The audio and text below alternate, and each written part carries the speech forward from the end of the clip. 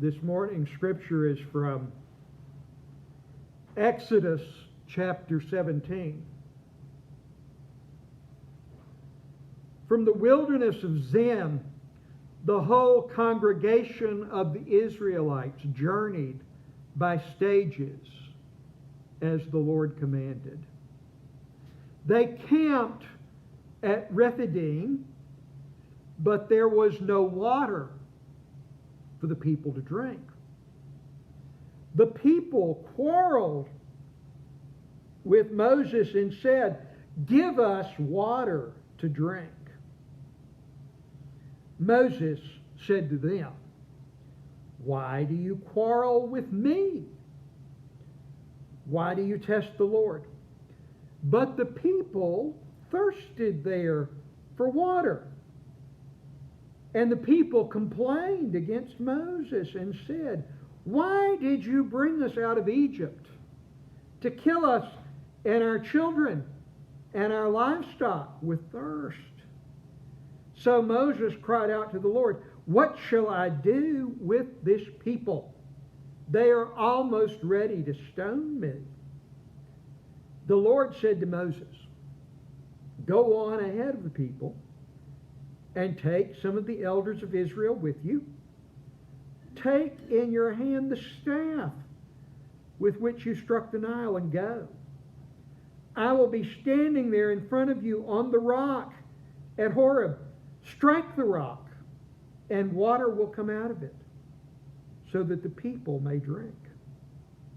Moses did so in the sight of the elders of Israel. He called the place Massah and Meribah, because the Israelites quarreled and tested the Lord, saying, "Is the Lord among us or not?"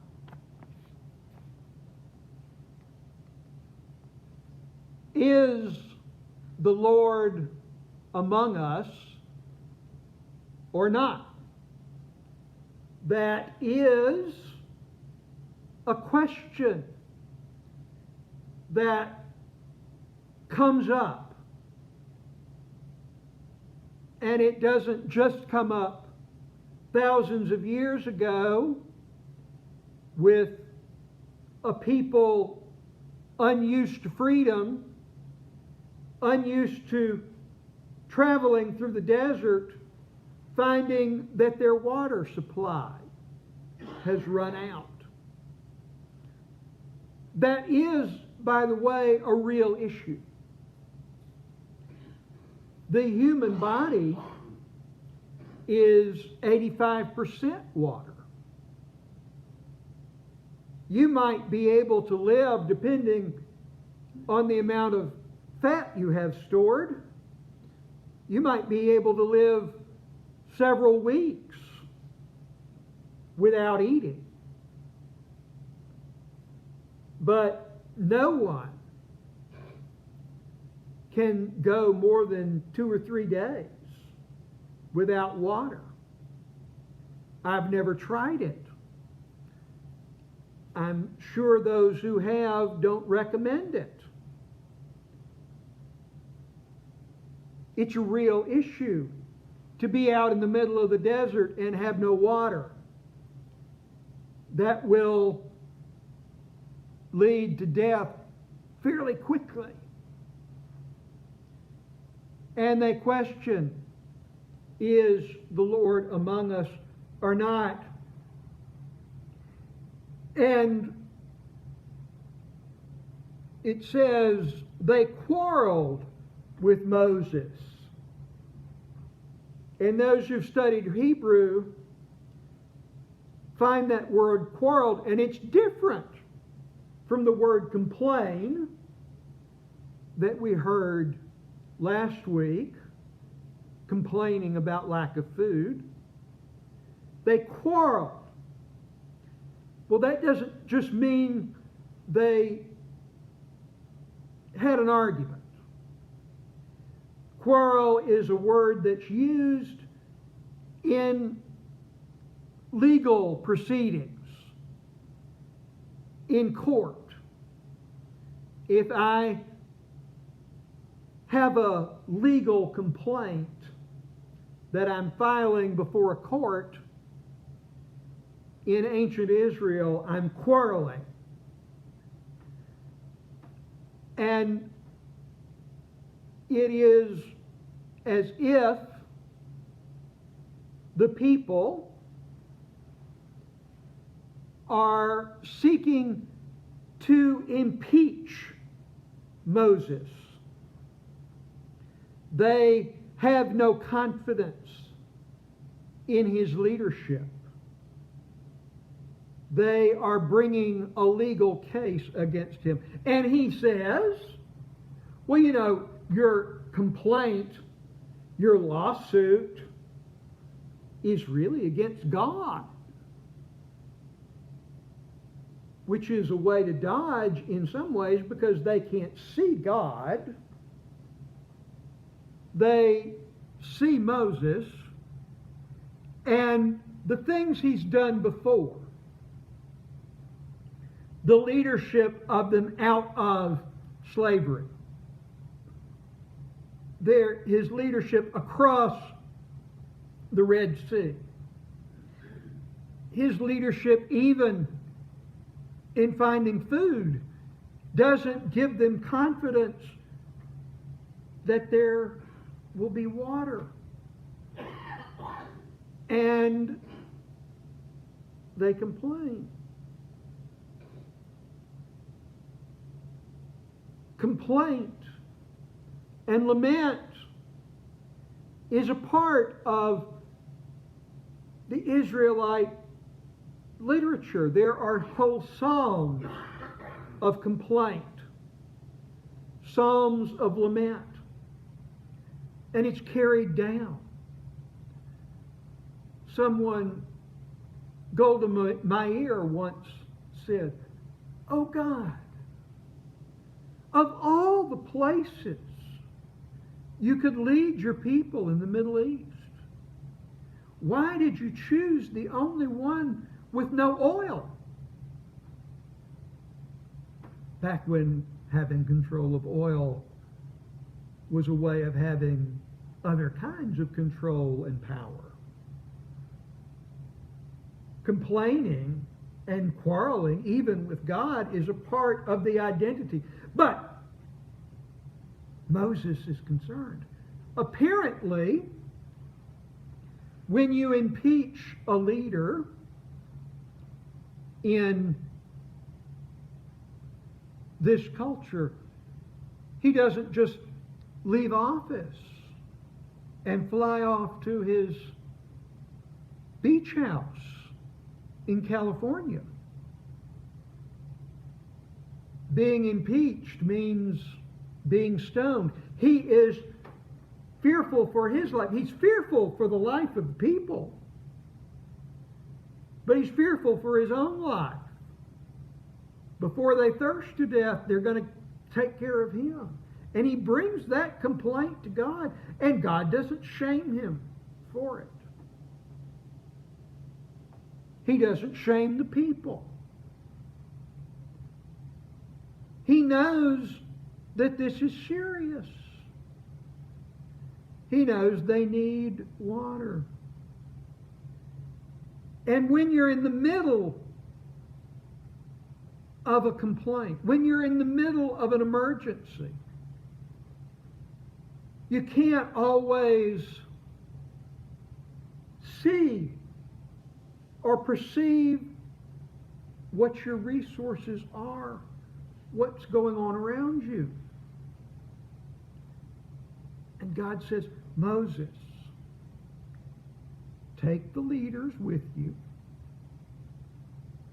and go to the mountain. Now, Moses, remember where you are. This was where you were when I called out to you from the burning bush. This was where this whole thing got started. We're there. We're where it all got started. Look around. See where we are. My presence is here. And Moses, when the rain does fall in the desert, it's stored in the rocks. It's stored as groundwater in the rocks. Focus that staff. Look at where you are. Use the staff to find the water that's always been here. You didn't see it. You didn't perceive it. But it's always been here. Pay attention. I am here. We are an anxious people. We have reason to be anxious. There's a virus that's killed over 200,000 of us, and treatment and vaccine prevention are still being discovered. We're making our own decisions about leadership. And some of us are anxious about the continuation of our current leadership, and others are anxious about the change. And when we're anxious, we may start quarreling with each other, straining our own relationships, straining our own goodwill toward other people. If we're anxious, we can look at the way things are and think, oh, but they can always get worse. I just heard, you may have heard this, may not, that there's an asteroid that's due to come near Earth. And what day is it due to come near Earth? Why, Election Day, of course. What else?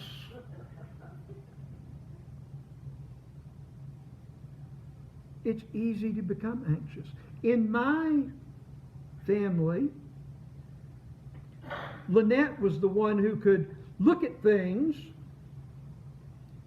and see how they were, and then imagine how much worse they could be. She could project from the present to a future that could be, oh, ever so much worse. Now, other times she could look at the way things are, or the way things were, and she could project how much better they could be. It depended on other things that might be going on. And my role was to look at the way things are and say, let's wait and see. Let's see what we can do to make it better. And sometimes maybe I wasn't prepared for the worst. And sometimes I may have missed out on the best because I didn't believe it. But we are anxious, and sometimes we're quarrelsome, and sometimes we keep asking, is God with us or not? John Wesley went through many things as the leader of the people called Methodists.